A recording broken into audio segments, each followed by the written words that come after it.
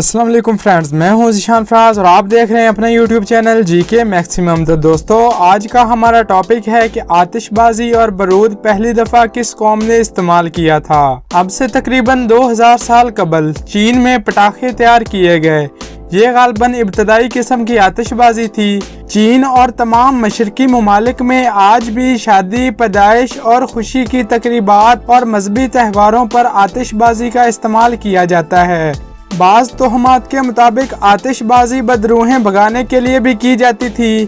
چین کے لوگ گوشت محفوظ کرنے کے لیے پوٹاشیم نائٹریٹ کا استعمال کرتے تھے، جو وہاں بڑی مقدار میں دستیاب تھا۔ اس لیے گمان غالب ہے کہ بارود بھی چین میں ہی تیار کیا گیا ہوگا۔ وہ بھی چینی باشندے ہی تھے جنہوں نے دشمنوں کے خلاف جنگ میں پہلی بار بارود کا استعمال کیا۔ 1232 تک چین کے لوگ سیاہ صفوف یعنی بارود اور اس کا استعمال بھی دریافت کر چکے تھے۔ انہوں نے اس بارود کو دھماکے سے پھٹنے والے بمبوں اور راکٹوں میں ایندھن کے طور پر استعمال کرنا بھی سیکھ لیا تھا۔ ان کی جنگی دستاویز میں ایسے خاکے موجود ہیں جن میں بارود کے راکٹ کو تیر اور نیزوں سے باندھا گیا تھا۔ جب منگولوں نے چین کے صوبے ہونان کے دارالحکومت کائفنگ کا محاصرہ کیا تو چینیوں نے اپنے دفاع کے لیے بارود لگے تیر استعمال کیے تھے، جن کا ذکر منگولوں نے اڑتی ہوئی آگ کے نیزوں سے کیا۔ اسی جنگ کے دوران دفاع کرنے والوں نے شہر کی دیواروں سے ایک قسم کے بم نیچے پھینکے تھے، جن کی وجہ سے زوردار دھماکے ہوئے۔ امید کرتا ہوں کہ آپ کو پتہ چل ہی گیا ہوگا کہ آتش بازی اور بارود کا پہلی مرتبہ استعمال کس قوم نے کیا۔ اس طرح کی مزید انٹرسٹنگ اور انفارمیٹیو ویڈیوز کے لیے میرے چینل کو سبسکرائب کر دیجئے اور بیل آئیکن کو دبانا مت بھولیے گا۔ یہ ویڈیو آپ کو پسند آئی ہوگی، نیچے دیے ہوئے لائک کے بٹن کو کلک کر کے ویڈیو کو لائک کر دیجئے۔ ذیشان فراز ملے گا آپ کو ایک نئی ویڈیو کے ساتھ، تب تک کے لیے مجھے دیجیے اجازت۔ فی امان اللہ، اللہ حافظ۔